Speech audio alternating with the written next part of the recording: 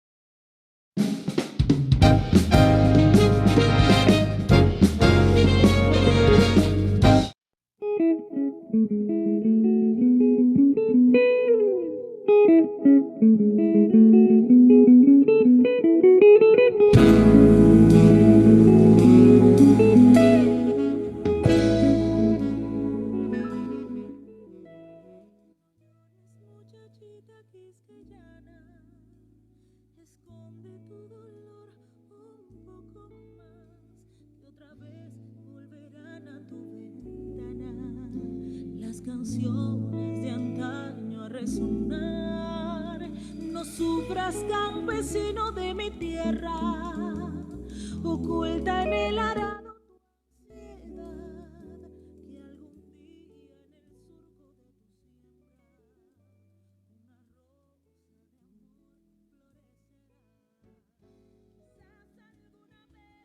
en el surco de tu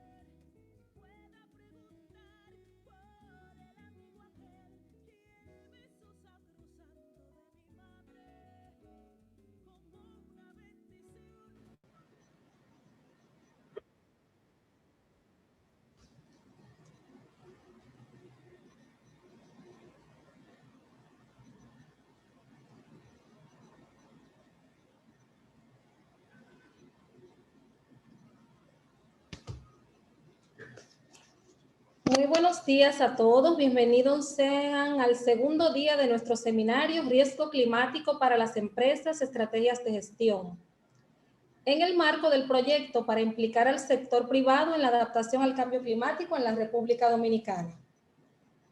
Soy Milena Santana y en nombre de la Plataforma Mexicana de Carbono, México CO2, es un grato placer tenerles nuevamente por aquí. Recordamos que este es el segundo de los 4 cursos que México CO2, con el apoyo de la AFD y Expertise France, ofrecen sobre cambio climático, especialmente diseñado para la República Dominicana y desarrollado para el Ministerio de Ambiente y el Consejo Nacional para el Cambio Climático. De entrada, acabamos de escuchar la canción Espera Quisqueyana, en Yaceando el Cancionero Dominicano.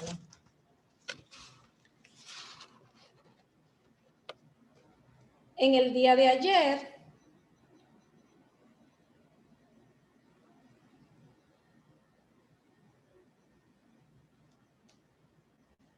Sofía Alarcón y Juan Basaldúa nos hablaron acerca de la introducción de los riesgos climáticos para las empresas, provisión de información y fallas del mercado para analizar riesgos climáticos. Les recordamos que la asistencia mínima para obtener el certificado de este curso es de 3 sesiones durante esta semana. Hoy en nuestra primera ponencia tenemos a Laura Rate de la Fundación Plenitud con el tema Riesgos físicos y de transición del cambio climático en la República Dominicana. Caso de estudio para el sector turístico.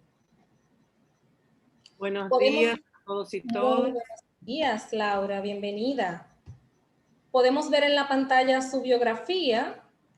Cabe resaltar que Laura es fundadora de la Fundación Plenitud, experta en temas de desarrollo sostenible, ambiente y cambio climático con enfoque transdisciplinario.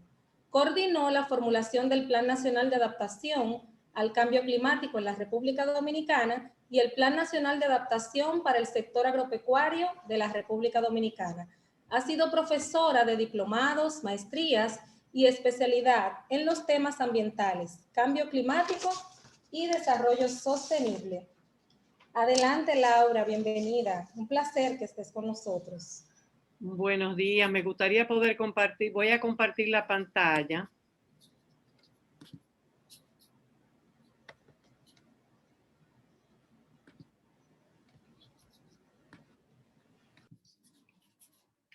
Un momentito que lo voy a poner en modo presentación.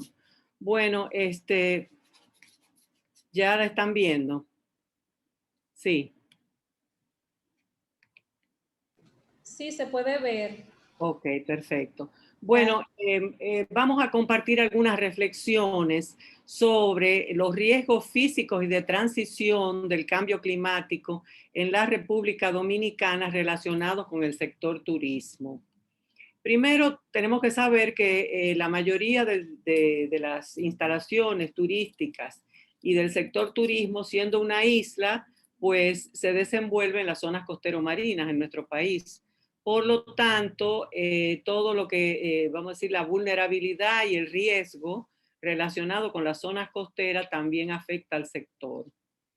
También tenemos que saber que es un sector económico altamente sensible al clima. Las amenazas en general a las que tenemos como isla en la República Dominicana tienen que ver como aumento de las tormentas tropicales y los ciclones, el aumento de la temperatura de la superficie del mar, el aumento del nivel del mar también. Esos son los principales amenazas.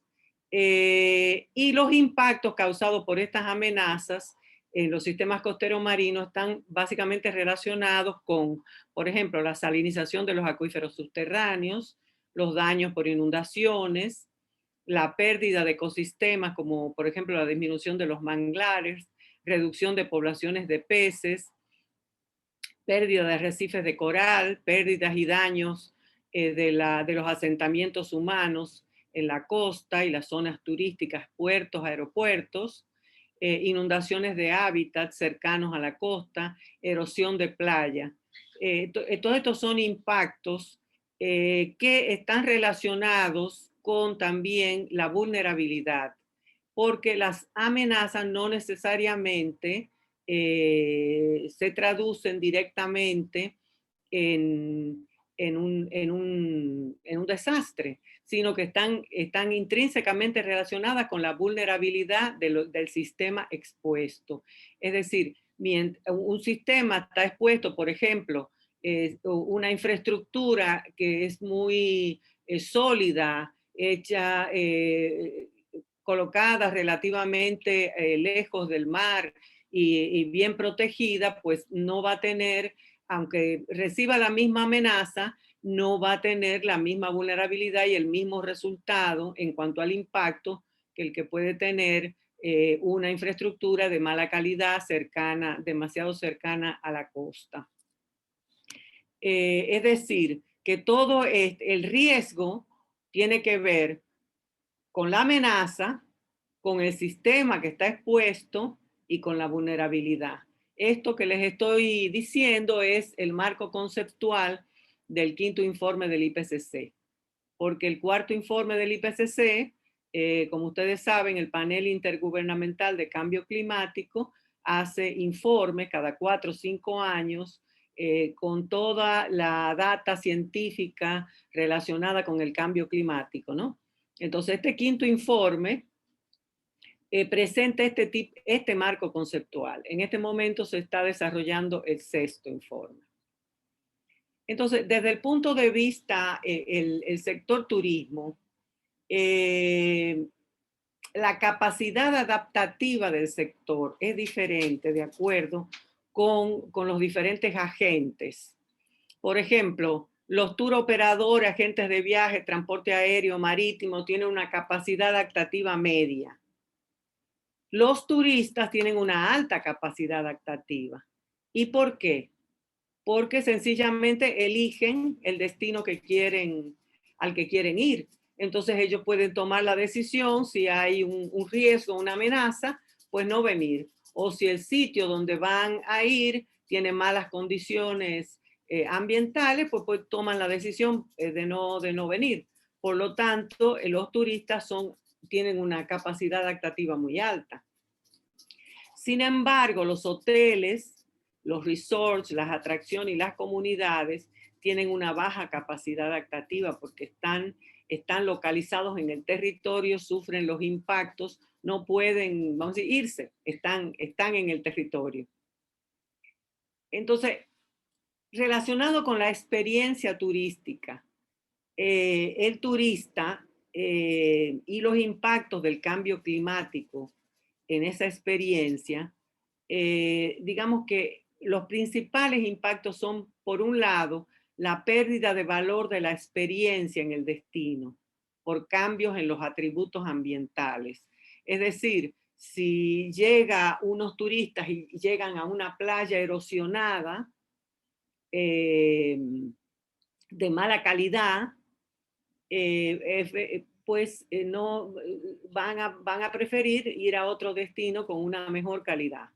O sea que los atributos ambientales tienen una importancia muy alta para que el turista quiera regresar al destino. Además, la pérdida de valor en la comodidad o en la salud. Por ejemplo, si hace demasiado calor y el sitio donde van no está preparado o el agua también es escasa o de mala calidad, también eso implica una pérdida de valor. Y también la calidad de la infraestructura y las instalaciones. Es decir, que para el sector turismo adaptarse es muy importante, por supuesto, y lo tiene en cuenta que se pueden agrupar en estos tres impactos para la pérdida del valor de la experiencia. Entonces, el turismo realmente puede aportar soluciones frente a las amenazas del cambio climático, asimismo como otras amenazas externas, como puede ser el COVID, que hemos visto cómo ha impactado y ha perdido a partir del 2000, tan pronto entró el 2020, el impacto ha sido tremendo. Pero, sin embargo, puede aportar con relación al cambio climático y también amenazas externas como son las epidemias, diseñando protocolos con relación al cambio climático, reduciendo las emisiones de gases de efecto invernadero, que ese sería ir a la causa raíz, pero también adaptándose y ayudando a las comunidades donde el turismo representa una importancia económica fundamental. Entonces, el desarrollo del país está vinculado al desarrollo del turismo en nuestro país. Tiene una importancia enorme. para la calidad de vida de los dominicanos. Generación de empleo, el abonamiento con diferentes cadenas productivas, inversión inmobiliaria, etc. Entonces, la Organización Mundial del Turismo, a la mano también de Naciones Unidas, ha diseñado una iniciativa para enfrentar estos choques externos y proveer mayor resiliencia del sector ante todos estos choques externos como el COVID o como el cambio climático.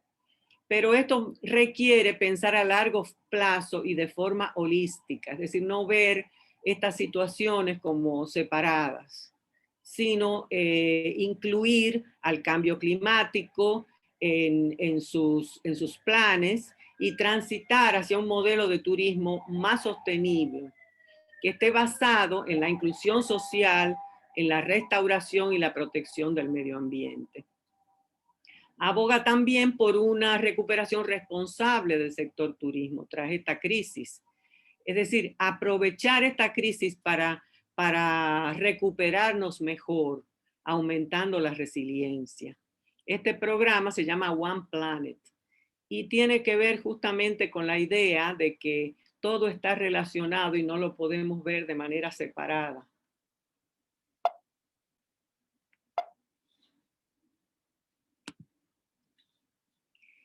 One Planet, o una recuperación responsable para reconstruir mejor, está en consonancia con estas directrices globales de la Organización Mundial del Turismo y también está en consonancia con los Objetivos de Desarrollo Sostenible, por supuesto, y al Acuerdo de París con el Objetivo 13. Es decir, que la resiliencia del turismo dependerá de la capacidad del sector para encontrar un equilibrio entre las necesidades de las personas, el planeta y la prosperidad. Las ONG, la academia, podemos apoyar tanto a los gobiernos como a las empresas privadas con herramientas de gestión, de investigación, generando datos que sustenten la toma de decisiones para lograr esa sustentabilidad en el sector. Los ejes de acción para orientar esa recuperación responsable en pro de las personas, el planeta y la prosperidad tienen 6 ejes. La acción por el clima, economía circular, tener en cuenta la salud pública, la inclusión social, gobernanza de finanzas y la conservación de la diversidad biológica. Como ven, esta es una iniciativa que tiene que ver con todos los aspectos de personas, planeta y prosperidad que abogan los Objetivos de Desarrollo Sostenible. Para acelerar esta acción climática en el turismo, por un lado, debemos dar seguimiento y notificación de las emisiones de las operaciones turísticas. Y tenemos que comprender mejor las metodologías y la forma de medirlo y el suministro de herramientas también para los actores. También desarrollar planes de acción climática para los destinos, el sector privado y también el gobierno, implementando estrategias de reducción de emisiones, pero también de adaptación basadas en la naturaleza. Y este programa de turismo sostenible, One Planet, aspira también a acelerar la producción y el consumo sostenible en las políticas y prácticas turísticas, para abordar también la contaminación, la pérdida de la biodiversidad y el cambio climático. En cuanto a la salud pública, la pandemia del COVID ha demostrado el fuerte vínculo que existe entre el turismo, la salud pública y el ambiente, que antes tal vez no lo veíamos con tanta claridad como la pandemia nos enseñó. Es decir, que los temas ambientales subyacen debajo de estos temas de salud pública e impactan el turismo, porque recuérdense que al fin y al cabo el COVID es una enfermedad zoonótica. Es decir, es importante incluir los indicadores epidemiológicos en el turismo. Y ya se está haciendo, se están conectando indicadores con mecanismos turísticos de vigilancia. Reforzando estos mecanismos de vigilancia, tiene el potencial de mostrar un camino para que este turismo se recupere como actividad económica. También vincular la higiene y la sostenibilidad, elaborando protocolos y directrices específicas para que estas operaciones turísticas se puedan reanudar oportunamente y seguro y de manera segura. Y es importante que estos protocolos también incluyan la sostenibilidad ambiental. También es muy importante la comunicación, es decir, una comunicación clara, transparente y precisa, no solamente para el turista, sino también para todos los turoperadores, para todas las cadenas del sector, para generar confianza. La inclusión social. Es importante que aprovechemos la oportunidad para reorientar el turismo como apoyando a la comunidad, una oportunidad para crear vínculos más sólidos con las comunidades locales, las cadenas de valor también más sólidas, lo que tenga que ver con agricultura, con la artesanía, con el arte, etc. Esto ayuda a reducir la dependencia con los proveedores extranjeros y, por supuesto, abarata costos y también trae grandes beneficios sociales y económicos en las comunidades circundantes. Hay que tener en cuenta que durante esta pandemia hemos visto como muchas personas se quedaron sin trabajo en el sector. Entonces es importante una recuperación inclusiva, incorporando principios como el trabajo decente, etcétera. Y respaldar también a largo plazo esas pequeñas empresas, velar porque la oferta sea más diversa, más atractiva. Incorporar también la parte digital, eso hemos aprendido también, que todo lo digital puede ayudar en estos momentos a mejorar la resiliencia. También una recuperación responsable tiene que ver con la economía circular, aprovechar eso para invertir en la transformación de las cadenas de valor. Esto promueve la innovación, crea nuevos modelos de negocio, no solamente reduciendo y reutilizando, reparando, renovando, reelaborando con este concepto de la economía circular, teniendo sobre todo energía y agua en el foco y como valor añadido, un valor mayor para los clientes y para el desarrollo económico local. El plástico es un eje muy importante, tratar de una transición del plástico hacia esta economía circular. Y también enfoque sostenible, sobre todo en lo que respecta a la alimentación, al desperdicio, y también mejora la eficiencia y la reducción de las emisiones del sector. Con relación a la conservación de la diversidad biológica, como ya dije hace un rato, este COVID es una enfermedad zoonótica, es decir, es una enfermedad que saltó, es un virus que saltó desde un animal hacia el ser humano. Y esto Disculpa, sucede, Laura. Sí. Perdón, ¿le quedan 5 minutos, por favor? Ok, ya estoy terminando. Entonces, invertir en soluciones basadas en la naturaleza es muy importante. Mejorar la gestión de los recursos naturales, como los arrecifes, los humedales, los litorales, y además teniendo en cuenta que los turistas cada vez demandan un ambiente menos degradado. Entonces, sostener esfuerzos con la conservación de la naturaleza.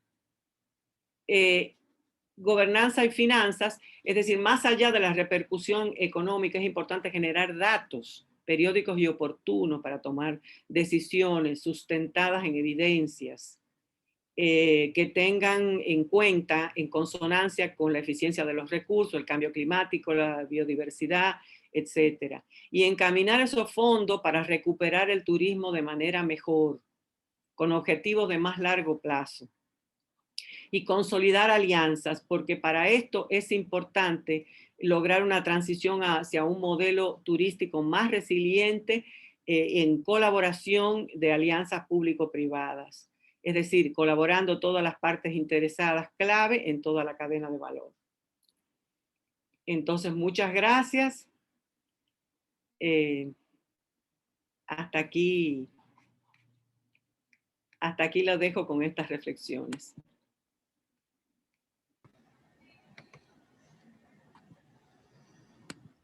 No sé si ahora o más adelante podrán ustedes hacer las preguntas. Muchísimas gracias, Laura, por su presentación. Entiendo que no tenemos preguntas en la cajita de preguntas y respuestas. No sé si algún participante se quiere animar. No tenemos nada. Muchas gracias, Laura, por esta excelente presentación. Entonces, como no tenemos preguntas, o tenemos a Saúl Hernández Islas, dice, el turismo como actividad económica es depredador del ambiente. Emily dice, gracias por su presentación, yo estoy escribiendo mi pregunta. ¿Cuál es la estrategia en República Dominicana? Dice Saúl Hernández. Ok, voy a aprovechar para contestar esas preguntas juntas. Por un lado, precisamente de lo que estamos hablando en esta presentación, es de intentar que esa depredación, como el joven apunta, detenerla y aprovechar para esa transformación, esta nueva reactivación de la actividad económica, deberíamos aprovecharla para esto que les he compartido, es decir, para una recuperación mejor. Con relación a las estrategias, el país todavía no cuenta con un plan actualizado. Me imagino que las nuevas autoridades se encaminarán a ese plan actualizado. Desde el punto de vista de la sociedad civil, que es en el que yo me encuentro, nosotros lo que intentamos siempre es apoyar no solo al sector privado, sino al gobierno a trazar estrategias, sobre todo en los temas de la evaluación de la vulnerabilidad, el riesgo, y también en los planes. Entonces, pienso que es muy importante no solamente desarrollar esos planes de ordenamiento territorial turístico, sino también planes de sostenibilidad a largo plazo para el país. Perfecto, muchísimas gracias, Laura. Emily dice, mi pregunta es, favor compartirnos documentos donde se tengan indicadores epidemiológicos. Sé que pueden ser muchos, por lo que servirá tener una referencia. Bueno, perfecto, así lo haremos. Bueno, si no tenemos alguna pregunta más, entonces le damos las gracias a Laura Rate por su participación el día de hoy con nosotros, con una excelente presentación. A continuación, Miquela Iso nos presenta el caso de estudio para el sector agropecuario del tema riesgos físicos y de transición en el cambio climático en la República Dominicana. Podemos ver su bio en la pantalla. Es importante destacar que Miquela cuenta con un PhD en Medio Ambiente y Territorio y una maestría en Ingeniería del Viento. Es experta en estudios de factibilidad y de impacto ambiental. Es docente de climatología y desarrollo sostenible en la Pontificia Universidad Católica Madre y Maestra, contando con más de 20 publicaciones científicas en revistas internacionales. Desde hace más de 10 años colabora como directora ejecutiva de la ONG dominicana Guayquía Ambiente. Adelante, Miquela, bienvenida. Muy buenos días, muchísimas gracias, Milena. En primer lugar, muchísimas gracias al Consejo Nacional de Cambio Climático y Mecanismo de Desarrollo Limpio, a la FD y a la plataforma Carbono México por la posibilidad de participar en el evento. Y si me permiten, voy a compartir pantalla para compartirle, valga la redundancia, mi contribución en el día de hoy, siguiendo un poco la introducción hecha por Laura en el sector turístico, y en mi caso, presentándole algunos de los hallazgos asociados a varios casos de estudio que se han llevado a cabo en el país en tema de vulnerabilidad del sector agrícola frente al cambio climático. Y para tales fines, solamente introducirle de manera muy rápida cuál es el concepto asociado al cambio climático, puesto que, o sea, doy por asumido que todos sabemos de qué se trata y cuáles son las características del cambio climático. Quiero destacar solamente un punto que está directamente asociado a los acuerdos que se han venido definiendo cada vez de manera más clara y que han confluido en el Acuerdo de París relativamente a lo que es el umbral de 1.5 y máximo 2 grados de crecimiento de la temperatura global, que se han fijado como una meta a no ser superada si queremos preservar las características generales del sistema climático y la estabilidad también de todo lo que está asociado a esas características climáticas. ¿Por qué eso? Porque el sistema climático, como la mayor parte de los sistemas naturales, no es lineal. O sea que tiene un comportamiento pseudolineal, o sea que reacciona de una manera proporcional a las modificaciones dentro de un rango específico, pero llega a un punto a partir del cual se determina una bifurcación, empieza un comportamiento de tipo caótico y el sistema evoluciona hacia otro punto de equilibrio que podría tener características muy distintas a las del sistema inicial. Entonces, el tema asociado a los 1.5 o 2 grados de temperatura de crecimiento global de la temperatura implican justamente el alcance de ese punto de no retorno, entre comillas. Y en tema de cambio climático hay que decir que nosotros estamos bastante cerca porque con las concentraciones actuales de dióxido de carbono en la atmósfera, el crecimiento de la temperatura promedio global está en 1.2 actualmente. Entonces, ¿eso qué implicaciones tiene para un sistema como territorial como el de la República Dominicana, que está caracterizado por sus características fisiográficas, por una diversidad climática y ambiental muy grande que podemos ver reflejada en el mapa presentado en la diapositiva? En el país tenemos una variedad enorme de clima que van desde el perhúmedo, o sea, con ecosistema de bosque nublado, hasta el árido predesértico. Para entendernos, los ecosistemas que podemos tranquilamente encontrar, por ejemplo, en el lago Enriquillo, en el Salado de Neiva. Entonces, cómo esa diversidad reacciona frente al cambio climático y con ella las actividades que están establecidas en ese territorio.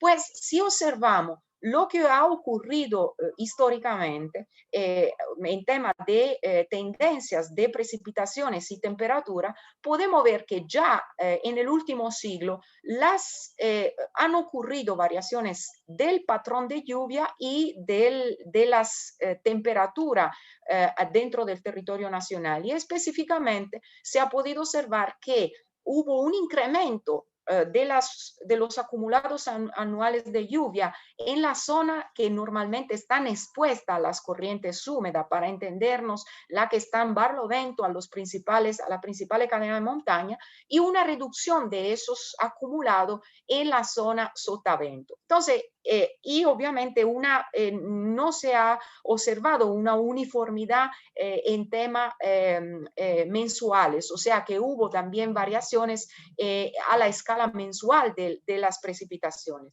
Eso es lo que ha ocurrido históricamente.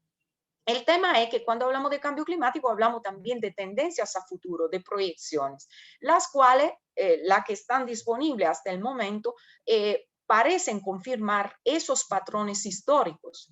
Por lo tanto, se pone el tema de la evaluación de la vulnerabilidad. Tal como decía Laura, no es solamente el tema de la amenaza en sí.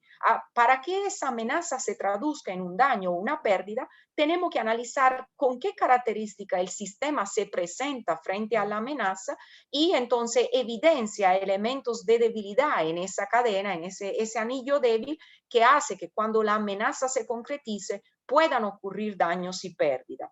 Y efectivamente eso es el tipo de análisis que a lo largo de los últimos 10 años se ha venido haciendo en diferentes sectores del país. El análisis de la vulnerabilidad ha venido profundizándose bastante, justamente con la Fundación Plenitud. En el 2012 se hizo un trabajo muy detallado a escala nacional y se han venido profundizando los aspectos por lo que se refiere al sector agrícola de República Dominicana, que como quiera contribuye de manera significativa tanto a la seguridad alimentaria nacional como a la economía, porque es una voz importante, un componente importante dentro del Producto Interno Bruto nacional.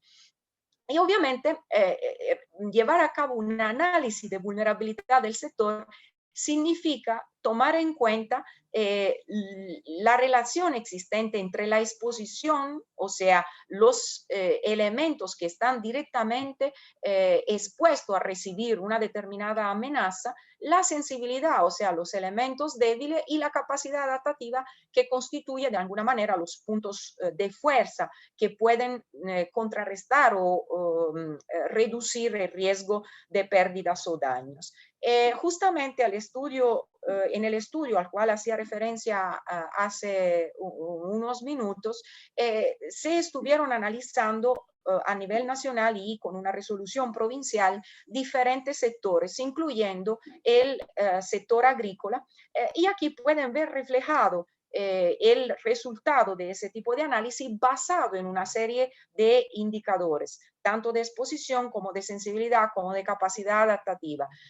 No voy a entrar en el detalle de cómo fueron escogidos los indicadores porque supone una metodología en primer lugar, digamos, un análisis técnico y luego también un consenso entre numerosos actores a nivel territorial. De hecho, el trabajo que se llevó a cabo junto con el IDI, la Fundación Plenitud y otros actores conllevó un periodo de más de un año de trabajo. Pero el resultado pueden observarlo, o sea, estudios de esa naturaleza permiten sacar una imagen comparativa a la resolución, que obviamente sea la del estudio, una imagen comparativa de los elementos territoriales. Y así, de manera visual muy rápida, es posible identificar en el mapa cuáles son las provincias que han resultado ser más vulnerables frente a la sequía por un lado y frente a las inundaciones. Y eso obviamente, analizando después en el detalle los resultados y las conclusiones, permite identificar líneas de acción que reduzcan la vulnerabilidad y entonces permita reducir también el riesgo de pérdidas y daños asociados a ciertos fenómenos naturales.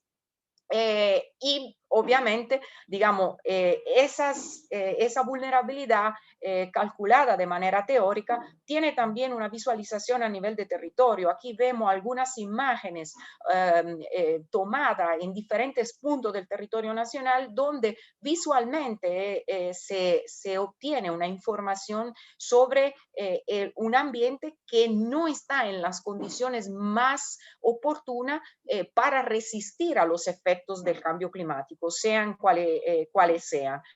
Y entre ellos está el tema, por ejemplo, que a nivel nacional es muy crítico, del mal manejo de los desechos sólidos, que obviamente constituye una presión adicional y en caso de ocurrencia de fenómenos asociados al cambio climático determina una presión adicional y un riesgo adicional para los sistemas establecidos en el territorio. Y aquí vemos otros ejemplos, hablamos de vulnerabilidad del sector agrícola. Miren lo que ocurrió en el 2014 en la cuenca alta del río Inaje, en Villa Los Almácigos, por efecto de un solo evento de lluvia abundante que determinó el colapso de una ladera donde había sido establecida una parcela de habichuela en condiciones que no eran apropiadas para el establecimiento de un sistema agrícola de esa naturaleza. Y obviamente eso se tradujo en una compromisión de los sistemas, de otros sistemas instalados en la cuenca, como por ejemplo acueductos comunitarios o sistemas microhidroeléctricos. Vemos otro ejemplo, digamos, de análisis de la vulnerabilidad territorial, en ese caso un análisis cuantitativo con una escala de resolución de 1 kilómetro cuadrado a nivel nacional de la estimación de la sensibilidad a la desertificación del territorio nacional. Un dato relevante es que el 48% del territorio nacional resultó críticamente sensible frente a la desertificación y de ese 48%, solamente una parte se encuentra en territorios propiamente con clima no húmedo. O sea, en zonas territoriales donde el elemento climático seco puede tener una cierta relevancia. Hay un 15% del territorio dominicano que es críticamente sensible a la desertificación a pesar de presentar condiciones de clima húmedo. Entonces quiere decir que en ese 15% el componente que está teniendo la mayor incidencia a la hora de caracterizar la sensibilidad, incrementar la sensibilidad frente a la desertificación es una gestión inapropiada del territorio.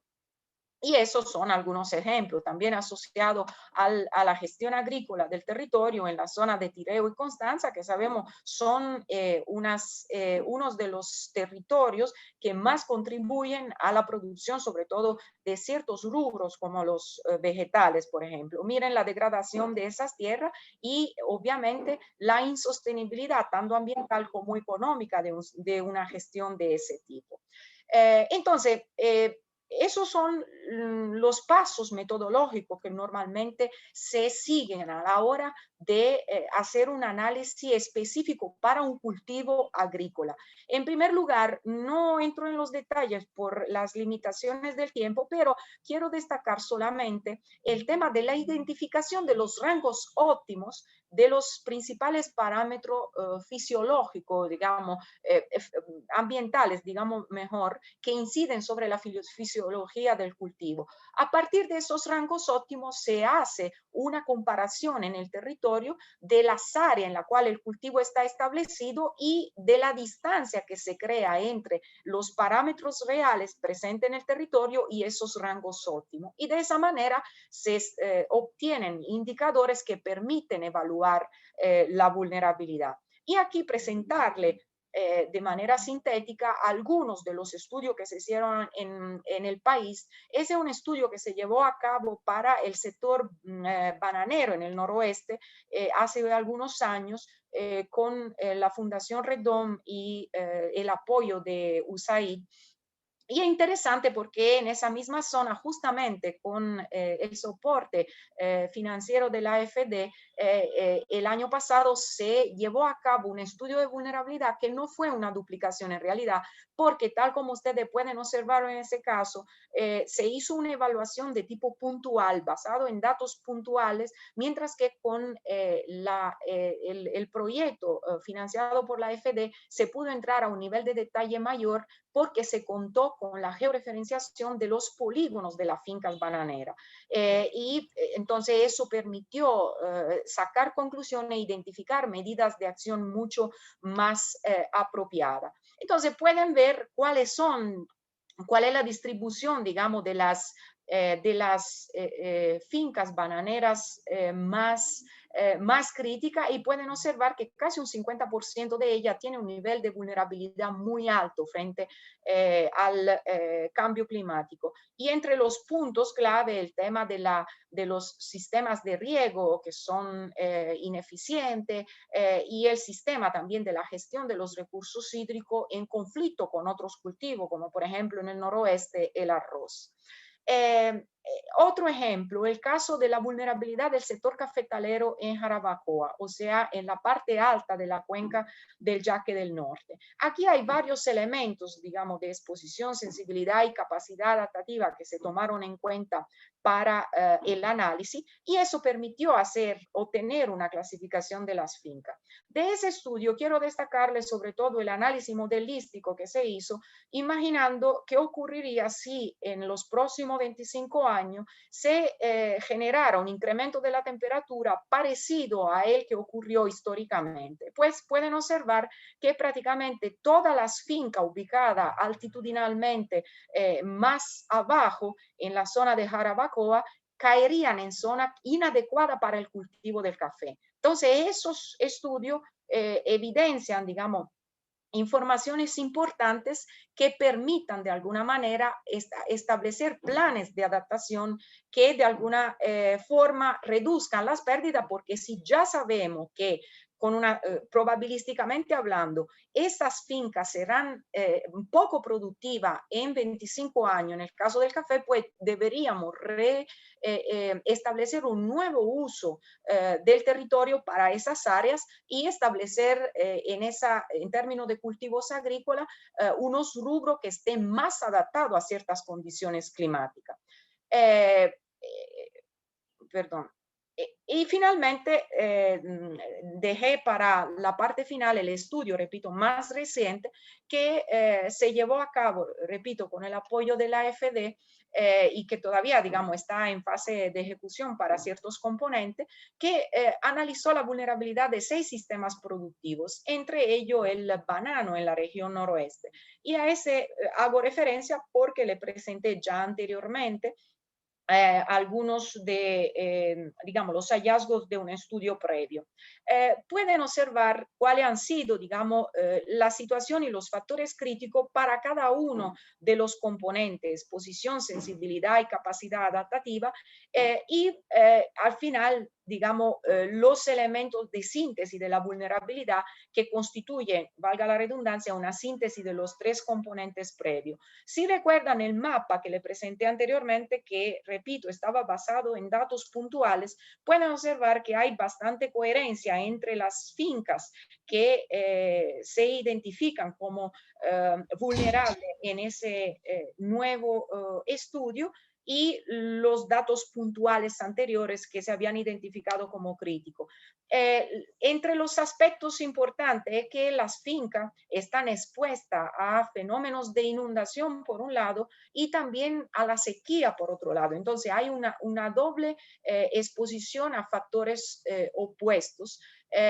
Y a la vez, o sea, hay un tema relacionado, tal como le decía en el estudio anterior, con el manejo de riego ineficiente, y a todo eso se suma una vulnerabilidad socioeconómica porque muchos de los productores de la zona presentan un nivel económico bajo y también un nivel académico relativamente bajo, lo que reduce la capacidad adaptativa frente a las proyecciones asociadas al cambio climático. Bueno, en ese caso hay un ejemplo paralelo en el caso del plátano, donde nos movemos. Disculpe, Michela. Sí. Perdón, ¿le quedan 5 minutos, por favor? Muchísimas gracias.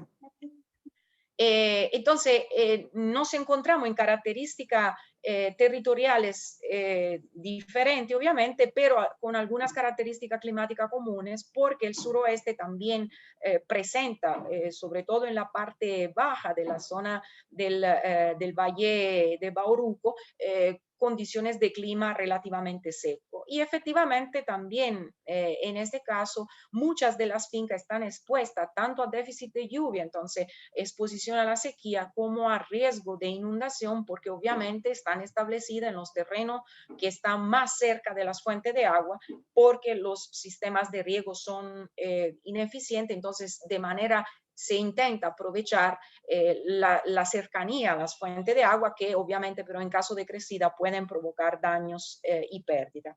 Y finalmente, para concluir, me gustaría poder compartirle un video relativamente corto, son menos de 2 minutos, de Conservation International sobre como reflexión final sobre la sostenibilidad. Entonces, si me permiten, lo activo y me dicen si pueden escuchar el sonido.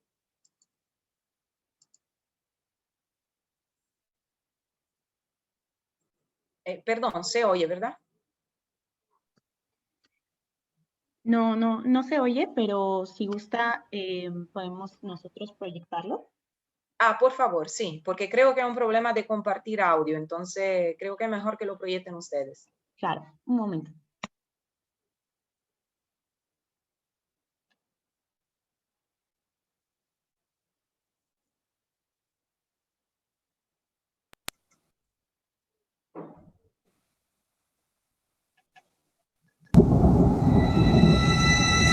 Some call me nature.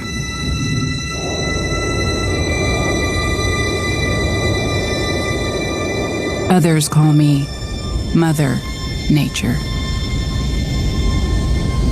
I've been here for over 4.5 billion years. 22,500 times longer than you. I don't really need people, but people need me. Yes, your future depends on me. When I thrive, you thrive.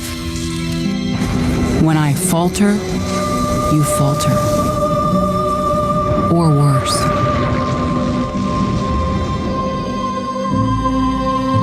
But I've been here for eons. I have fed species greater than you, and I have starved species greater than you. My oceans, my soil, my flowing streams, my forests, they all can take you or leave you. How you choose to live each day, whether you regard or disregard me, doesn't really matter to me. One way or the other. Your actions will determine your fate, not mine. I am nature. I will go on. I am prepared to evolve. Are you?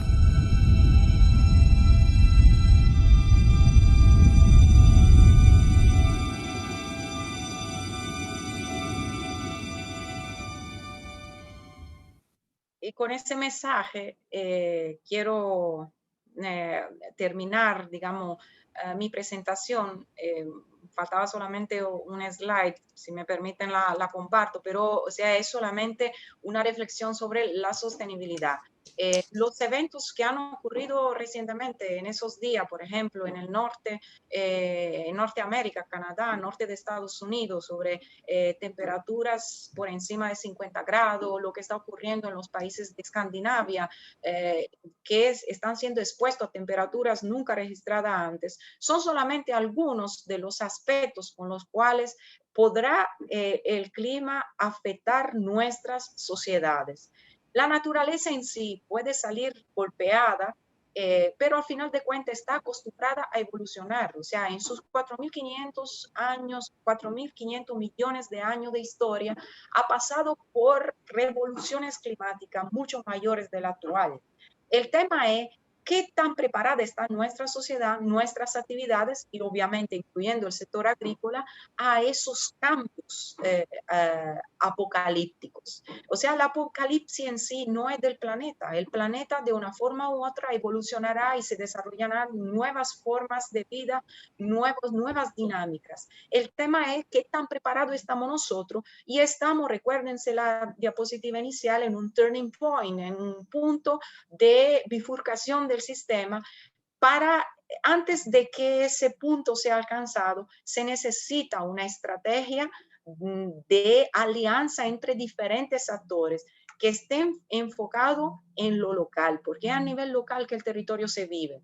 Entonces, todos esos esfuerzos de la cooperación internacional tienen que vincularse con los esfuerzos institucionales a nivel del país y obviamente con los diferentes actores que a escala local y a diferentes escalas operan en el territorio para que efectivamente se pueda alcanzar la sostenibilidad. Y obviamente los estudios de vulnerabilidad, de los cuales ustedes vieron solamente algunos ensayos, constituyen una herramienta muy importante. ¿Por qué? Porque permiten realizar un análisis objetivo, técnico, científico del territorio y proporcionar a los tomadores de decisiones un instrumento que le ayude a tomar las decisiones más apropiadas y más costo efectivas. Y con eso les agradezco mucho por su atención y nuevamente por la invitación. Muchísimas gracias, Miquela, a usted por su intervención, ese gran aporte. Tenemos algunas preguntas en nuestra cajita de preguntas. La primera es, ¿cómo puede el sector privado acceder a los datos que acaba de mostrar, ya que son centrales para el desarrollo de todas las actividades económicas de la República Dominicana? Bueno, estos son estudios públicos, o sea, hay algunos que son producto que han sido publicados en artículos científicos y con mucho gusto le puedo enviar el enlace. Y hay otros estudios que se encuentran disponibles en la red, también puedo pasárselos. Hay otros que están en fase de terminación, como el último que les cité, que se está llevando a cabo con el Consejo y con la AFD. Entonces son documentos que están disponibles para la consulta, porque el objetivo de estudios de esa naturaleza es justamente que sean instrumentos de conocimiento que sirvan para la toma de decisiones a todos los niveles. Muchas gracias. En una siguiente pregunta tenemos de Ineiser. ¿Se cree que el cambio climático tendrá impactos en las variaciones de eventos en temporada ciclónica del Atlántico y el Caribe? Sí, tal como yo le presentaba en la primera diapositiva, el sistema climático es algo muy complejo. Ahí interaccionan numerosos componentes, tanto a nivel atmosférico como a nivel de superficie terrestre, y por lo tanto, el incremento de la temperatura global significa una modificación de todas esas dinámicas que luego se traducen en términos concretos en una modificación de los eventos meteorológicos que ocurren en un determinado territorio. Por lo tanto, digamos, eso después es algo que se estudia en términos de proyecciones y escenarios climáticos, pero si hacemos referencia, por ejemplo, a los resultados contenidos en los últimos informes del IPCC, podemos observar que con una cierta probabilidad el calentamiento global determinará también una modificación de la frecuencia e intensidad de los eventos extremos, como sequía por un lado, y ciclones tropicales por otro, para citar solamente algunos. Perfecto, muchas gracias. María Vir dice, ¿estos informes estarán disponibles para consulta? ¿Dónde puedo encontrarlos? Bueno, en el chat estamos informando que estos informes, estudios, los estaremos colocando en la página web del proyecto. Teresa López pregunta, ¿cuál es el riesgo hídrico a futuro de continuar cosechando banano y arroz en la República Dominicana? ¿Cuáles productos podrían sustituirlos que se requiera promover su consumo? Bueno, eso es parte de los planes de acción de los cuales le hablaba al principio, que se tienen que desarrollar a partir de la información asociada a los estudios de vulnerabilidad. Entonces, digamos, sintetizar en esta sede todos los que se debería hacer o no hacer puede resultar un poco atrevido y probablemente poco abarcador, porque obviamente la toma de decisiones a nivel territorial tiene que pasar por muchos actores, muchos grupos de interés, etcétera, etcétera. Ahora sí, una cosa importante hay que decirla respecto al manejo hídrico. Hay que llevar a cabo un enfoque de cuenca en primer lugar, porque nosotros como seres humanos somos bastante, digamos, categorizadores y estamos acostumbrados a ver todo muy cerrado en categoría y a enfocarnos en lo local. Sin embargo, tenemos que tomar en cuenta que, por ejemplo, haciendo referencia al banano y al arroz en el noroeste, los recursos hídricos que se aprovechan en esa parte muy productiva derivan de una cuenca hidrográfica de más de 5.000 kilómetros cuadrados, de la cual hay una parte media y alta que presenta niveles de degradación que tienen que ser atendidos para que ese recurso hídrico se preserve. Por otro lado, en la parte baja hay que resolver el tema de los conflictos de uso en el recurso que ocurre entre, por ejemplo, el cultivo del arroz y el cultivo del banano en las épocas más secas, y a la vez establecer sistemas de riego que sean eficientes, porque ahora mismo la mayor parte del riego que hay en el Bajo Yaque es por inundación, entonces es altamente inefectivo. Y obviamente eso no es compatible con el tema de la escasez de recurso hídrico que hay ya actualmente y que se proyecta más aguda en el futuro.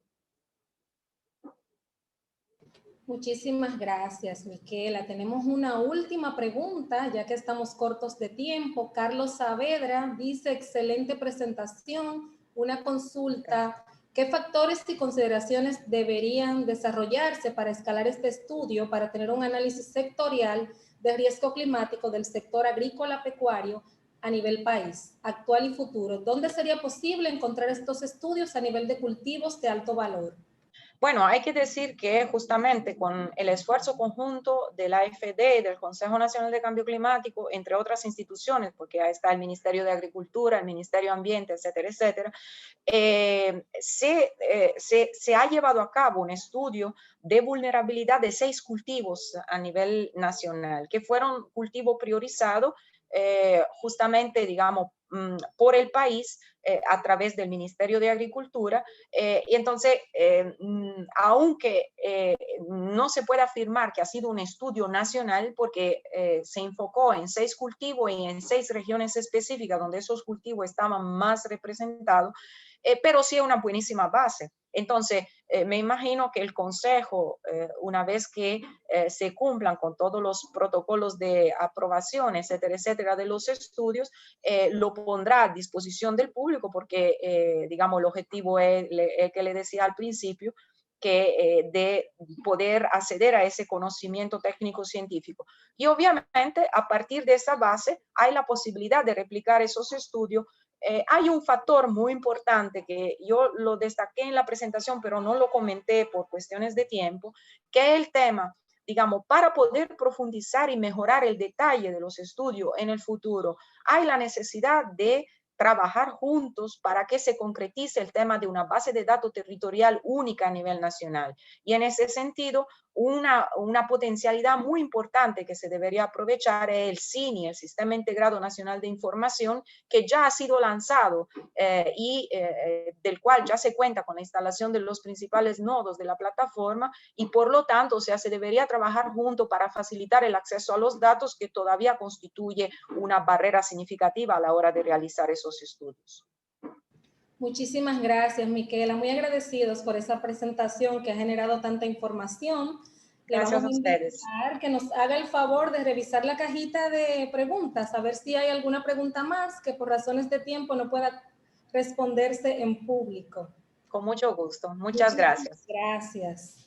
A seguida, señores, tenemos con nosotros a Larissa Schneider con el tema riesgos económicos asociados al cambio climático, impactos y estimaciones.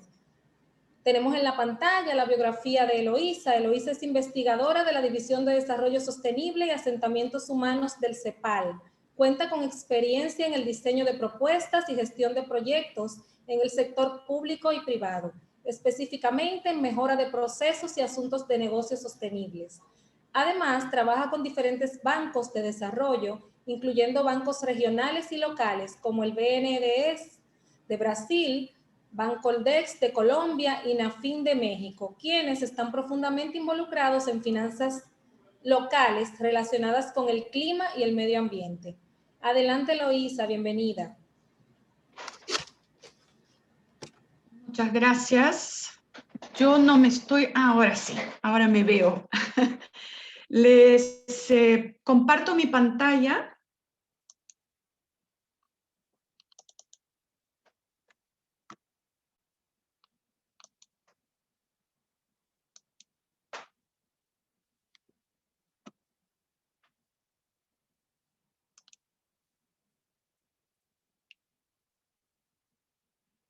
Un segundo.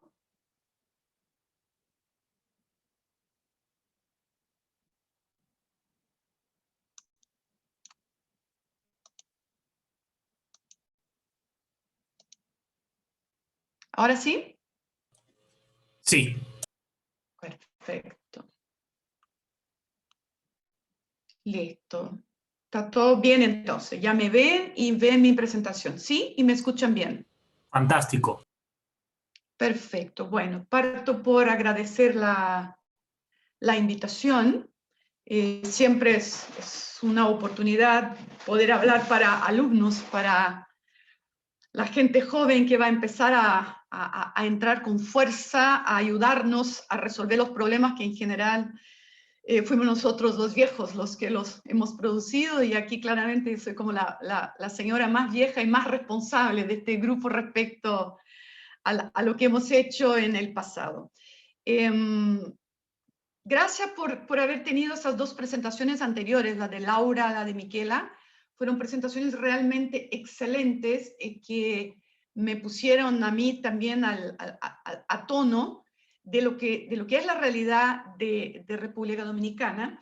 Mi presentación es un poco más genérica porque habla de los riesgos económicos, y en realidad los riesgos económicos son una cosa como mucho más amplia y que de alguna manera afectan a los sistemas, aunque de manera diferente con relación al impacto, pero el efecto es prácticamente el mismo, y sobre todo en un mundo tan globalizado donde las economías están todas absolutamente conectadas. Bueno, ahora parto mi presentación. ¿Qué es lo que se dice por ahí, no? Digamos, el último informe del IPCC ya habla con mayor certeza de lo que son los impactos o los riesgos del cambio climático, que fueron muy bien mencionados por mis antecesoras. Y hay algunos que son particularmente importantes para la supervivencia de la especie humana, que tiene que ver con el agua dulce y que tiene que ver con la reducción de los recursos renovables de aguas superficiales y aguas dulces, y con un impacto muy fuerte en las regiones secas subtropicales, que ya hoy día ya están con algunos problemas de sequía, que se ha ido reforzando en los últimos años, y de hecho si uno mira hacia atrás, probablemente en los últimos 20 años hay crisis hídricas que no tienen precedentes, como lo dicen algunos hidrólogos acá en Chile. El problema no es una sequía, sino que es la persistencia y la durabilidad de la sequía, y eso ha sido nuevo en el escenario de cambio climático. Por tanto, ya estamos moviéndonos en impactos de los cambios del clima, y uno de ellos es en el tema del agua. Y uno de los elementos claves en el tema del agua es la competencia que va a producir entre sectores. Eso ya es un hecho, porque obviamente y sobre todo van a competir sectores más intensivos en el uso del agua, pero también los sectores que tienen más recursos para poder concentrar el recurso. Y aquí algunos datos a nivel mundial. Hoy por hoy, pensando en el ODS del uso del agua, el ODS 6, la escasez del agua afecta a un 40% de la población mundial, y se prevé que este porcentaje vaya a aumentar de manera considerable en el futuro. 2/3 ya vive en cuencas fluviales que ya el consumo supera la recarga. Las inundaciones y otros desastres relacionados con el agua representan el 70% de todas las muertes relacionadas con desastres naturales. Eso es un dato realmente impresionante. Uno siempre como piensa en los terremotos, en los huracanes, pero no. Los desastres que tienen que ver con el agua y las inundaciones en particular. Y aquí tal vez el tema más importante: la cantidad de conflictos relacionados con el agua, que ha ido creciendo de manera importante en los últimos 10, 15 años. Si entre el 2000 y el 2009 hubo 94 conflictos a nivel mundial con relación al agua, en el último década, entre 2010 y 2018, se multiplicaron por 3, de los cuales más de un tercio es del agua como un detonante. O sea, es un tema muy, muy importante. Y el otro tercio, casi cuarto, el agua o casi la mitad, el agua como víctima. Por tanto, es un tema no menor que ya está en andamiento, ya está pasando.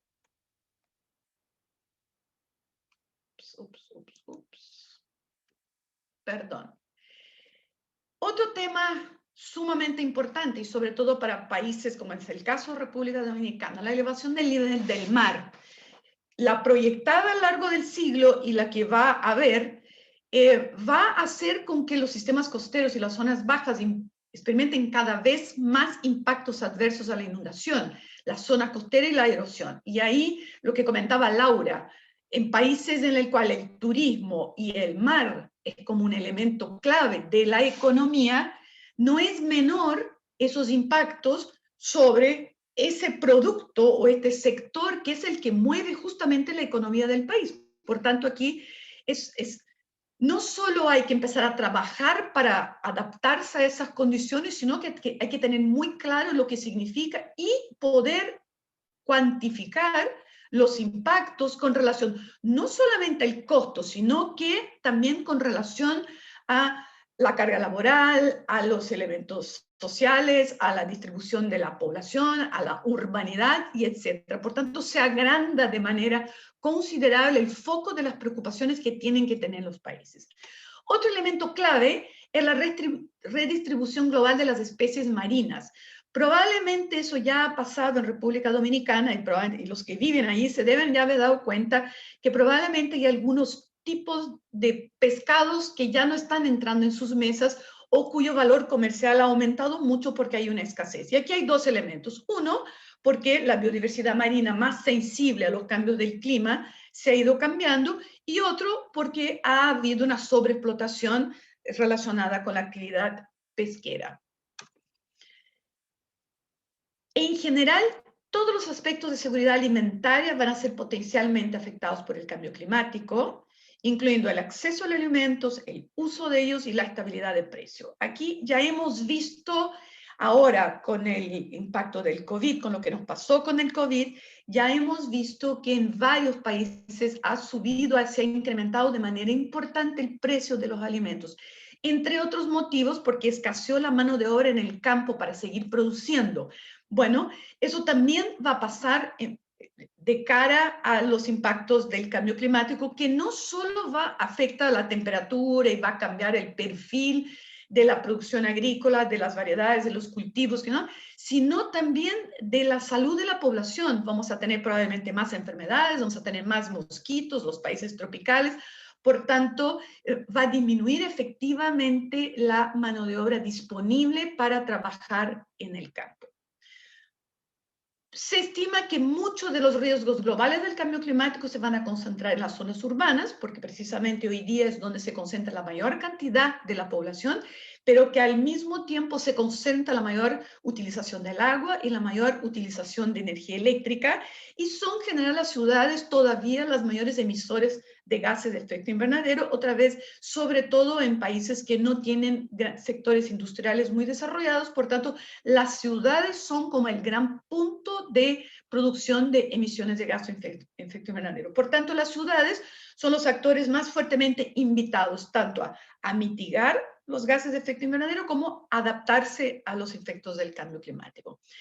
Y aquí otro elemento clave, los impactos y infraestructura esencial. Bueno, esto puede tanto influenciar la integridad territorial e influir la política de seguridad nacional. Es decir, voy a tener que empezar probablemente a decidir dónde empiezo a invertir recursos para mantener mi infraestructura esencial que siga funcionando adecuadamente.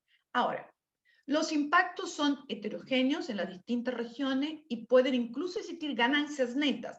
Por ejemplo, en el tema de la agricultura, hay regiones que van a ser ganadoras y otras que van a ser perdedoras. Hay algunos cultivos, en los cultivos básicos, por ejemplo, que hay algunos que se van a beneficiar del cambio climático. Por ejemplo, Chile es un caso muy particular. El sur de Chile hoy día ya llueve menos, pero es muy lluvioso, y nuestra frontera agrícola está justamente limitada por las lluvias intensivas en el sur del país. Bueno, esta frontera se va a correr y el país va a poder ampliarla de manera significativa y vamos a poder aumentar la producción de algunos cultivos básicos de los cuales hoy día el país es deficiente y es un gran importador. Entonces, tendremos algunas ventajas vis a vis a, por ejemplo, muchos de los países, otros países de América Latina que no tienen esta ventaja, sobre todo los que tienen ya clima cálido, donde los climas van a aumentar todavía, el calor va a crecer todavía más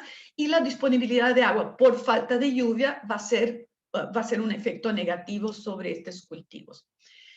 De a poco empieza a haber un movimiento, pero a partir de los bancos centrales. La banca en general ha ido reaccionando, pero todavía ha ido reaccionando en función del cliente que puede ir encontrando en el camino.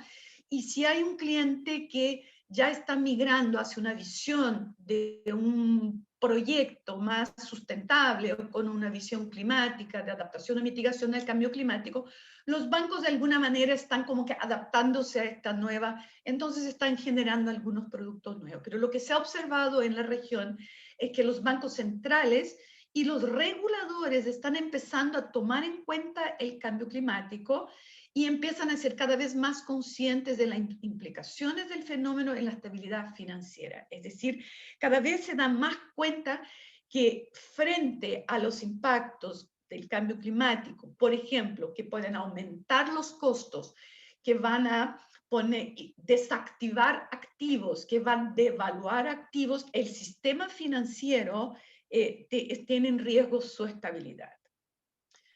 Los riesgos económicos asociados al cambio climático, hay dos, ¿no? Los que son considerados los riesgos físicos y los riesgos de transición. Los riesgos físicos son los fenómenos meteorológicos extremos y cambio climático, o cambios climáticos graduales. Mucha gente, la generación mayor, dice, es que antes no llovía tanto o antes no era tan seco.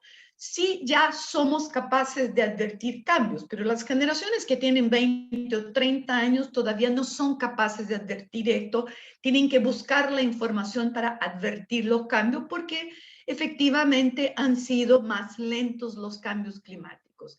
Pero en compensación, la cantidad de fenómenos meteorológicos más agudos es así, hasta las generaciones más jóvenes pueden darse cuenta que ahora todos los años hay inundaciones o hay marejadas que han invadido zonas del territorio que antes no invadían. Por tanto, aquí los riesgos físicos ya son bastante evidentes y los riesgos físicos generan varios impactos negativos, ¿no? Trastorna la actividad comercial, como Laura bien lo comentaba, ¿no? Un turista no quiere ir a ver una zona que está maltratada por una lluvia intensa, por una escurrentía intensa, o los restaurantes que son periódicamente invadidos por el agua de las crecidas, ¿no? Destrucción de activos, migración, porque si no tengo trabajo me voy a mover a otro lado. Reconstrucción y reemplazo, ¿no? La reconstrucción y reemplazo son caros. ¿Y dónde lo pongo? Y ahí, si la ciudad no tiene un plan de recuperación y me puede advertir de dónde yo debería construir mi restaurante para no volver a ser inundado, un tema clave. Pérdida de valor de los activos que van quedando obsoletos y van quedando abandonados. Hay algunos elefantes blancos que uno ya ve por ahí dando vuelta. Y el encarecimiento de la energía por las dislocaciones, es decir, hay que poner un tendido eléctrico todavía más lejos de lo que era con el costo asociado. En el sistema financiero, los temas no son menores porque en la medida que van perdiendo valores los activos, todos los costos financieros empiezan a ser más elevados, empiezan a aumentar los riesgos, empiezan a haber pérdidas crediticias, pérdidas actuariales, y además hay un riesgo operacional que incluye un riesgo de responsabilidades, porque en algún minuto se pueden empezar a cobrar las responsabilidades. ¿Quién dio la autorización para construir algo en esta parte? ¿Quién autorizó un crédito a un proyecto con alto riesgo desde el punto de vista ambiental? Y a la vez, lo que son los riesgos de transición tienen que ver con las políticas, con las tecnologías, con las preferencias de los consumidores. Un consumidor quiere ir a ver un lindo mar, una linda playa de aguas transparentes, pero quiere estar seguro que no va a haber un oleaje y que va a invadir su habitación y que va a mojar todo y va a echar a perder sus vacaciones. Por tanto, puede ser que este consumidor, como bien lo comentaba Laura, él es rápidamente adaptable, él se cambia y va a buscar otro lugar para ir. Las políticas, muchas veces los países toman ejemplos de otros países y dicen, ok, para reducir las emisiones vamos a hacer un impuesto al carbono. Sin embargo, la sociedad, las empresas, los consumidores no están listos para enfrentar y eso encarece mucho el costo de vida, el costo económico del país en general. Por tanto, hay un riesgo muy grande. Y todos los riesgos que tienen que ver también con la tecnología. Como lo comentaba Miquela, por ejemplo, hacer un cambio en lo que son los sistemas de riego. Sí, podemos hacer un cambio en los sistemas de riego, pero yo tengo aquí un riesgo de no tener eventualmente energía eléctrica de calidad para solventar este cambio tecnológico, o las personas no están totalmente capacitadas para empezar a utilizarlo. Por tanto, yo tengo una transición, lo voy a hacer, pero los resultados no son los más adecuados. Bueno, aquí hay una pequeña descripción de lo que son los riesgos físicos.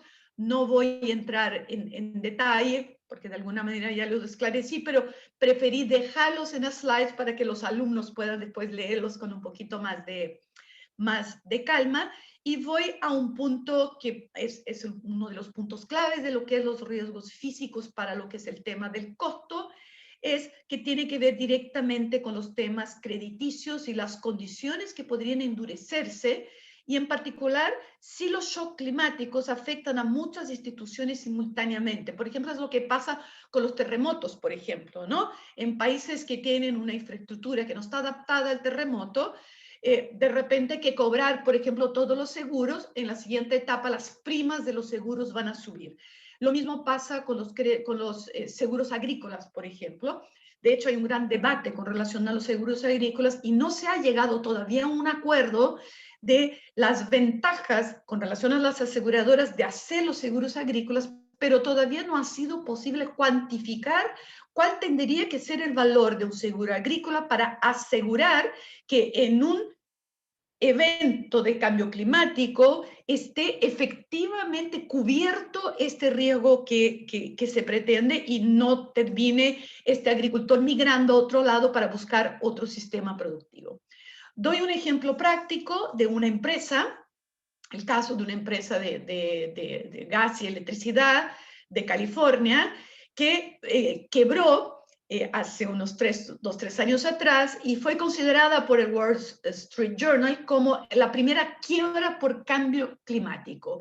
¿Y qué es lo que causó su quiebra? Bueno, los rápidos cambios del clima que causaron prolongadas sequías en California. Todos se acuerdan de los grandes incendios en California, que incrementaron de manera impresionante los riesgos de incendios provocados por las operaciones de esta empresa. Probablemente era una empresa que no se modernizó mucho, no tomó muy en cuenta los riesgos que generaba estas nuevas olas de sequía muy grave. Y bueno, y aquí vemos un gráfico de lo que fue sus acciones a partir de los grandes incendios que esta misma empresa fue acusada de causar en California.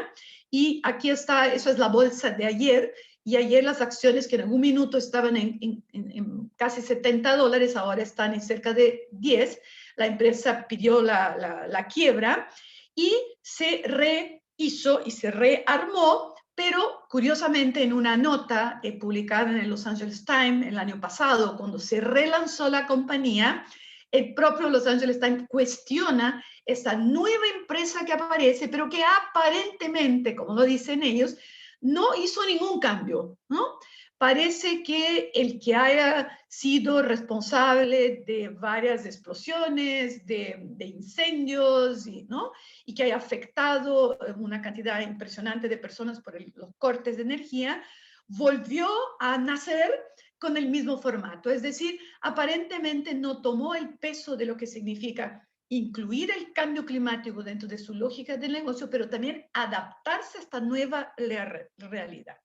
Bueno, ya con relación a los riesgos físicos, aquí uno de los elementos claves son justamente que ya comenté, los seguros y los reaseguros, porque desde el punto de vista de activos, pero también desde el punto de vista de pasivos, ya que las pólizas generan indemnizaciones ahora cada vez más frecuentes. Por ejemplo, inundaciones sucesivas se van abandonando infraestructuras, un puerto, por ejemplo, que empieza a dejar partes de su infraestructura abandonada, pero esa probablemente está asegurada, o incluso todavía puede que esté pagando un crédito que a su vez esté asegurado. Por tanto, aquí son las aseguradoras y las reaseguradoras, de hecho, dentro del sector financiero han sido las más activas en el sentido de crear modelos, desarrollar modelos en los cuales hoy día son los pocos actores del sector financiero que están poniendo trabas a asegurar ciertos bienes o ciertas iniciativas en zonas que ellos mismos ya tienen mapeados como zonas de riesgo. Aquí tengo un dato de lo que ha sido el costo de los daños causados por desastres climáticos, solamente desastres climáticos. Yo los invito a entrar a este link que está aquí al ladito en vertical. Estos son los montos en dólares. Y aquí lo que vemos en las barras amarillas es la data desde el año 1900 hasta el año 2021. Vemos que es una cantidad bastante importante de recursos. Tomé algunos países como ejemplos donde había una información más actualizada.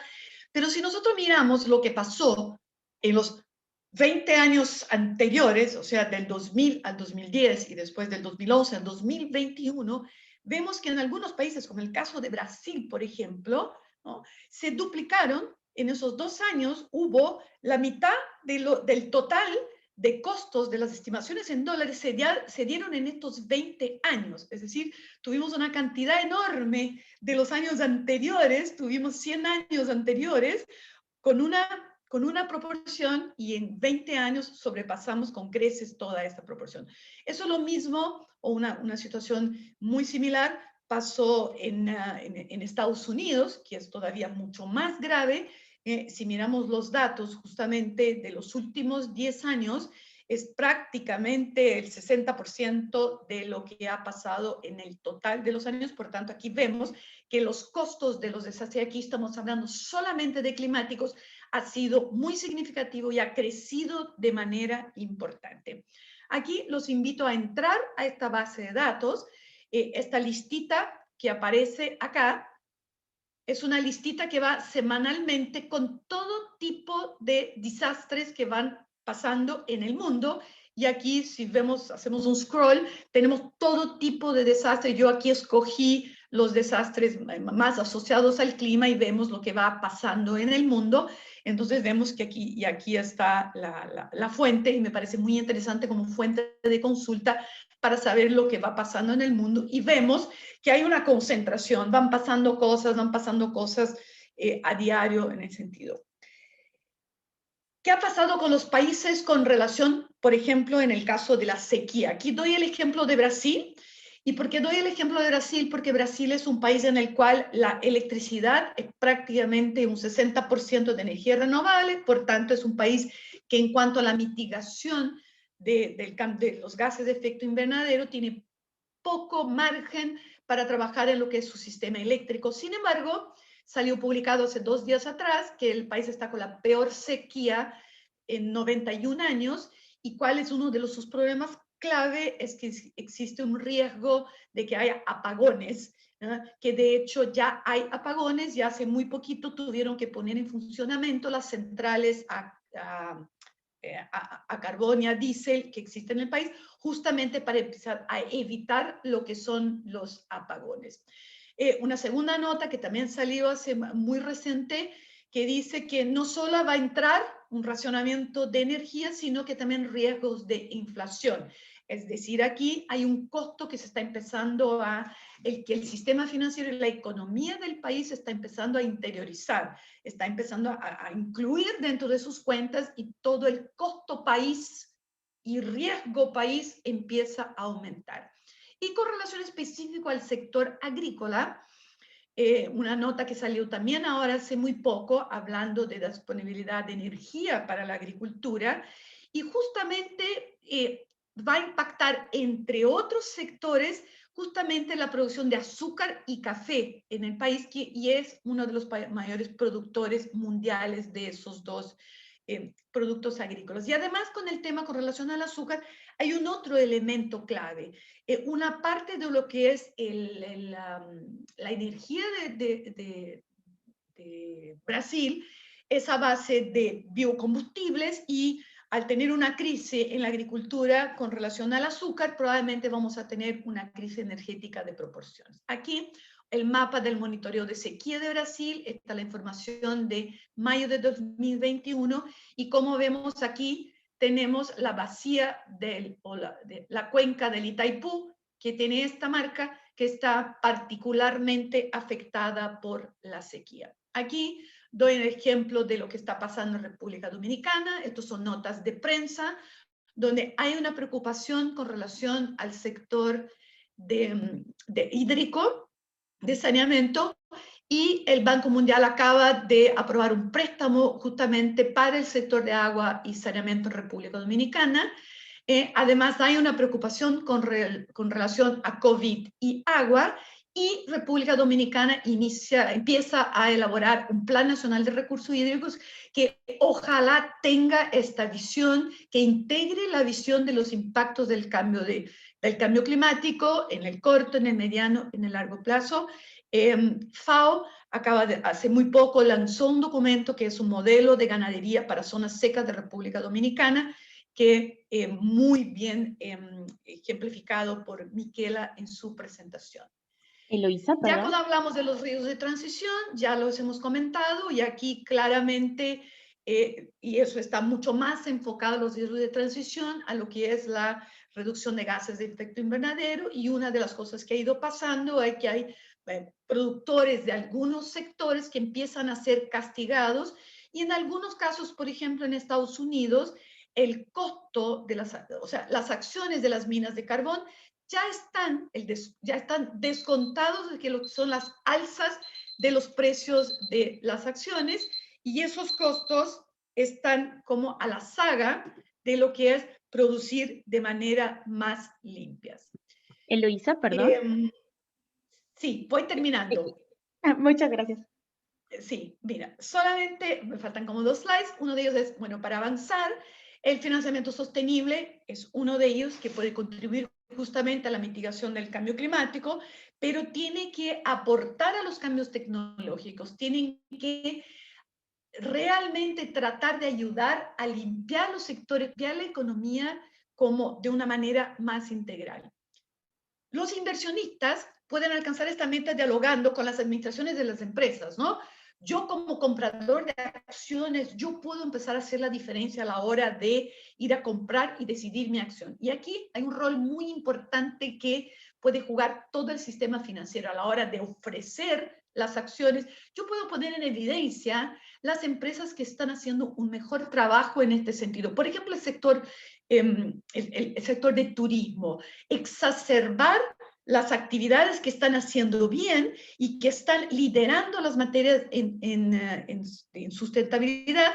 Esas medidas envían señales de precio directa o indirectamente a la hora de asignar capital. Finalmente, y ya con eso termino, para tener en cuenta, hay algunos elementos claves que hay que tener en cuenta, y uno de ellos, y que para mi gusto es uno de los más importantes, es que hay que consensuar y divulgar el concepto de riesgo climático. Muchas veces estamos hablando de cosas diferentes. A mí me pareció muy interesante, Miquela, cuando puso las ecuaciones de cálculo de vulnerabilidad. Eso tiene que ser de uso común. El sistema financiero debe tenerlo al dedillo, el ministerio lo tiene que tener al dedillo, y eso, pero tiene que ser igual, tienen que usar el mismo método. Por tanto, aquí un tema clave: no esperemos el mejor concepto del mundo, pero tengamos uno y todos estemos hablando lo mismo.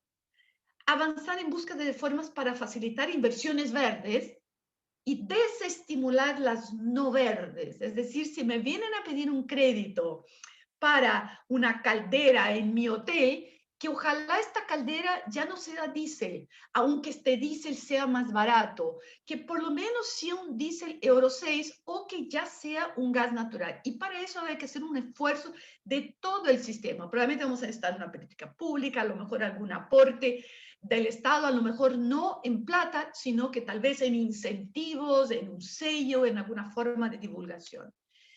Y un elemento clave, un documento que me pareció muy, muy, muy interesante, que es tomar en cuenta documentos como este y otros documentos que hemos citado, que Miquela ha mencionado y Laura ha mencionado, como este Plan de Recuperación, de Reconstrucción Social y de Resiliencia, Centroamérica y específico para República Dominicana, que no sean documentos que estén en los anaqueles, que sean bonitos, sino que sean como las Biblias, que sean documentos juntos con las contribuciones nacionalmente acordadas ahí, que estén en la mesa de todos los tomadores de decisión, pero también de los sujetos a esas políticas que a la vez son parte de los procesos de toma de decisión. Muchísimas gracias y perdón que me haya extendido en el tiempo. Eloísa, muchísimas gracias a usted por esta excelente presentación. Le agradecemos mucho también la gentileza de conectarse desde Chile. Tenemos 2 preguntitas en la caja de preguntas. Y Neisser dice, ¿existen métodos de calcular los costes económicos en ecosistemas provocados por el cambio climático? Oh, eso es una pregunta como súper compleja. Existen ya algunos modelos y se están tratando de precificar, existen algunos estudios, etcétera. Pero hay demasiados elementos que tienen que estar en esta ecuación, incluso elementos tan subjetivos como lo que me gusta a mí y lo que yo valoro. Y esos elementos subjetivos todavía, en la medida que no tenemos claro conceptos, entonces hay mucha subjetividad en estos análisis. Entonces hay distintas formas y algunas de las formas que se están buscando es, por ejemplo, valorar en cuánto sería la pérdida en los PIBs del país, en cuánto podría, si se pierde, pero no hay una valoración de la biodiversidad, porque la valoración de los recursos naturales todavía no encuentra un modelo que esté alejado a la dinámica del modelo del Producto Interno Bruto. Todavía no hay una forma de valorizar los recursos naturales. ¿Cuánto vale el último mono amarillo? Es muy difícil de darle un valor. Entonces, y aquí hay que hacer ejercicios situación a situación. Entonces, hay intentos metodológicos, pero todavía no llegamos a todavía consensos en este sentido. De hecho, por algún motivo, yo evito de mostrar números en este sentido, porque muchas veces nos agarramos de estos números y decimos, pero en tal país les cuesta tanto, ¿no? No, son números que todavía necesitan ser más refinados, hay ejercicios, pero que todavía necesitan más refinamientos. Yo lamento dar una respuesta de este tipo.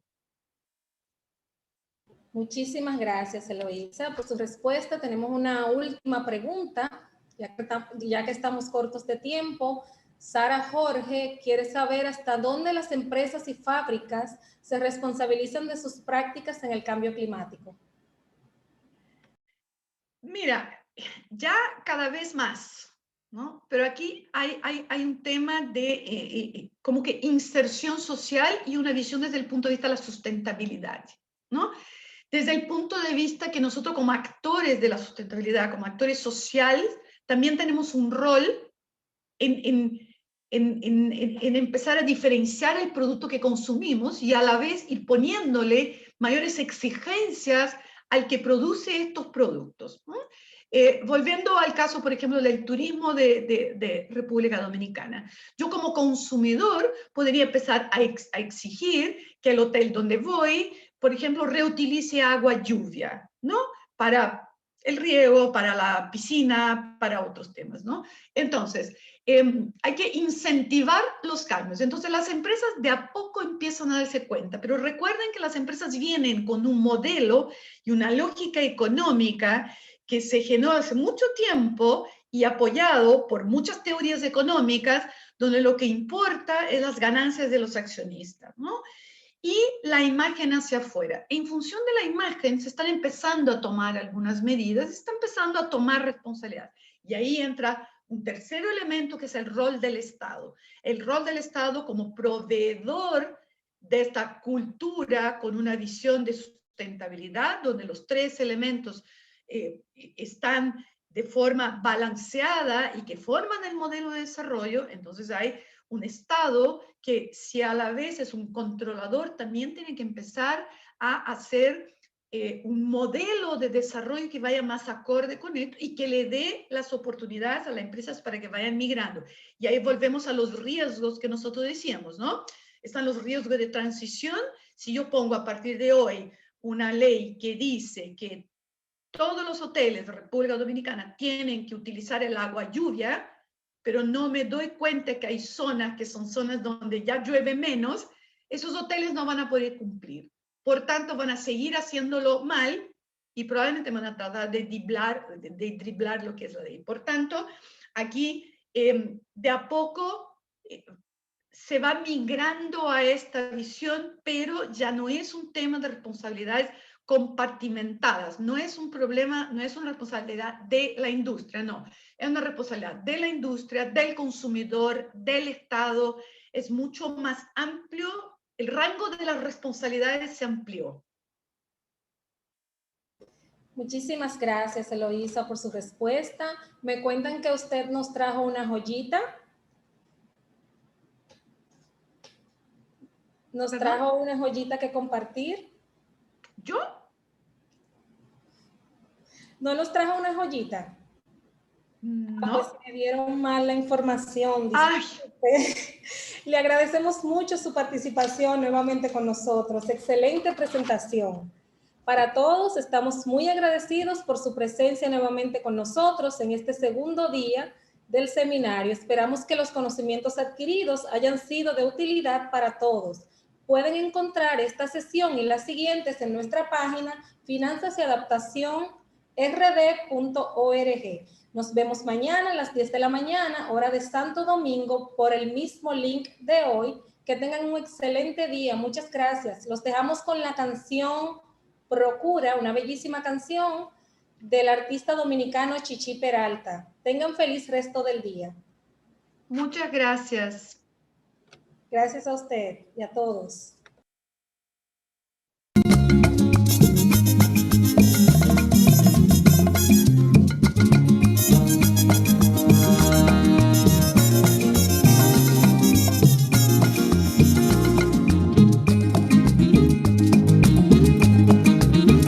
Procura seducirme muy despacio y no reparo de todo lo que en el acto te haré. Procura caminarme ya como la del mar y te aseguro que me hundo para siempre en tu rodar. Quizás convenga que te alejes, quizás me domina la tentación de imaginar que estoy tan cerca de ti, tan cerca sin poder resistir.